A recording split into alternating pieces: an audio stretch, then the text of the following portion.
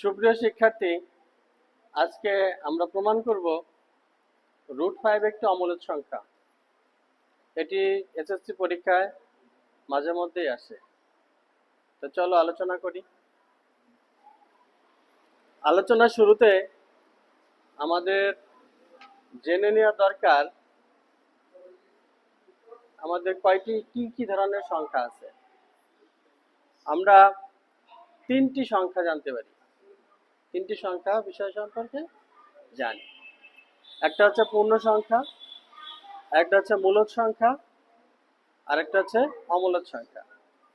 এখন আমাদের প্রমাণ করতে হবে এই যে √5, এটা কি পূর্ণ সংখ্যা নাকি মূলদ সংখ্যা নাকি অমূলদ সংখ্যা। তাহলে আলোচনা করি। ধরি √5 একটি পূর্ণ সংখ্যা, সেক্ষেত্রে 1 কি পূর্ণ সংখ্যা।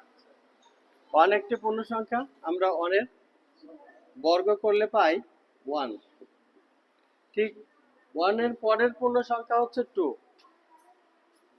তাহলে 2 এর স্কয়ার অর্থাৎ বর্গ করলে আমরা পাবো 4। 2 এর পরের পূর্ণ সংখ্যা হচ্ছে 3, এর যদি বর্গ করি তাহলে পাবো 9। আর এখন আমাদের আলোচ্য বিষয় √5। তো √5 এর যদি আমরা বর্গ করি, সেই ক্ষেত্রে এর রেজাল্ট হচ্ছে স্কয়ারে রুট কেটে যায় বা ক্যান্সেল হয়ে যায়, সেক্ষেত্রে 5 হয়ে যাচ্ছে এর বর্গমূল। আচ্ছা, √5 এর বর্গ হচ্ছে 5। এখন এই যে সংখ্যাগুলি আছে, এই সংখ্যাগুলিকে আমরা এখন ছোট থেকে বড় সাজাবো। তাহলে প্রথম হচ্ছে কি, সবচেয়ে ছোট হচ্ছে 1, তারপরের একটু বড় হচ্ছে 4, 4 এর থেকে বড় হচ্ছে 5, এবং 5 এর থেকে বড় হচ্ছে 9। এবং এগুলি যদি আমরা বর্গমূল করি, আগে কি করেছি বর্গ, এখন করব কি বর্গমূল। তাহলে 1 এর বর্গমূল হচ্ছে 1, এবং 4 এর বর্গমূল হচ্ছে 2, আর 5 এর বর্গমূল হচ্ছে √5 বা √5, এবং 9 এর বর্গমূল হচ্ছে 3। তো এখন দেখি পূর্ণ সংখ্যাগুলো একটু সাজাই। 1, 2, 3, কিন্তু এখানে আমরা দেখতে পাচ্ছি 2 এবং 3 এর মাঝখানে আরেকজন ব্যক্তির অবস্থান, সে হচ্ছে √5। তার মানে হচ্ছে √5 কখনোই পূর্ণ সংখ্যা হইতে পারে না। তাহলে আমরা এখানে এটাকে ক্রস দিয়ে দিলাম, প্রমাণ করলাম √5 পূর্ণ সংখ্যা নয়। আচ্ছা, √5 যদি পূর্ণ সংখ্যা না হয়, তাহলে কি ধরে নেই √5 হচ্ছে মূলদ সংখ্যা। আমরা এখন ধরে নিব √5 মূলদ সংখ্যা। ধরি √5 মূলদ সংখ্যা। আচ্ছা, মূলদ সংখ্যা হইতে হলে আমরা তাহলে √5 কে p/q আকারে লিখতে পারবো। এখানে p/q আকারে লিখতে গেলে কেন লিখব, কারণ হচ্ছে p এবং q এর মধ্যে সাধারণ উৎপাদক হচ্ছে 1। অর্থাৎ একটি ভগ্নাংশের লব এবং হরের মধ্যে যদি তাদের সাধারণ উৎপাদক শুধুমাত্র 1 থাকে, সেই ক্ষেত্রে বুঝে নিতে হবে এটা একটি মূলদ সংখ্যা। আচ্ছা, এখন এই √5 এবং p/q দেখি সমান কিনা, সেটা এখন প্রমাণ করার জন্য আমাদের কি করতে হবে, উভয় পক্ষকে বর্গ করতে হবে। কি করতে হবে, বর্গ করতে হবে। আমরা বর্গ করে নিলাম। বর্গ করে নেওয়ার পরে আমরা একটু ভাঙিয়ে নিই। এই স্কয়ারে রুট কেটে দিলে 5 থাকবে। আবার পি স্কোয়ার বাই কিউ এই পাশে রয়ে গেল। এখন আমরা উভয় পক্ষে এই কিউ দিয়ে গুণ করব।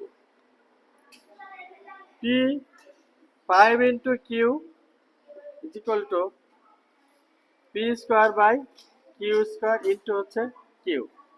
তাহলে রেজাল্ট হচ্ছে কি, এখানে থাকতেছে 5 কিউ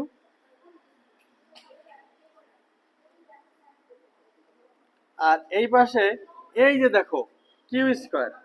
কিউ স্কোয়ার মানে হচ্ছে এই কিউ স্কোয়ার মানে হচ্ছে কিউ ইন্টু কিউ।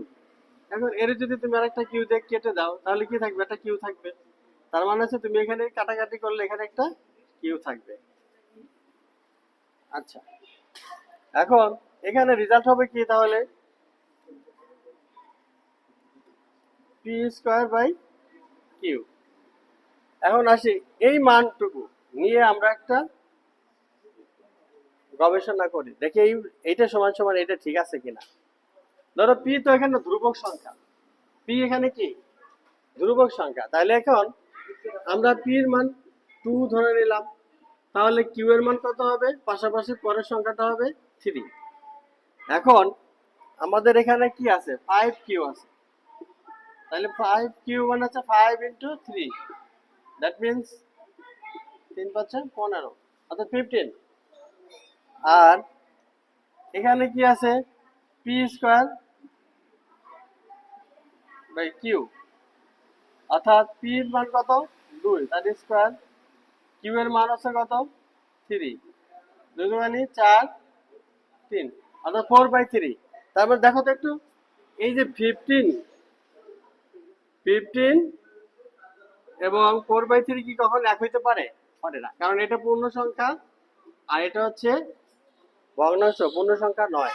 তার মানে কি এইটা আর এটা কখনো এক হইতে পারে না, সেই জন্য এইটা এটা কখনো এক হইতে পারে না। আর যেহেতু এইটা এটা কখনো এক হইতে পারে না, সেহেতু এইটাও কখনো এক হইতে পারে না। তাহলে লিখতে হবে, সুতরাং √5 not is equal to P by Q. আমরা এখানে একটু মুছে দিই পরিষ্কার বোঝার জন্য।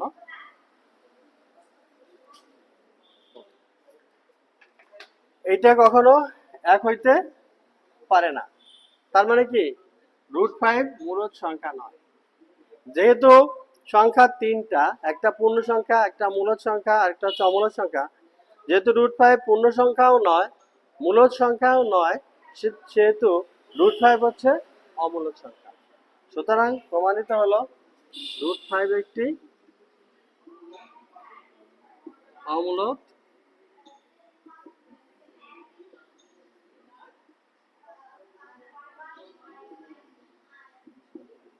সংখ্যা প্রমাণিত।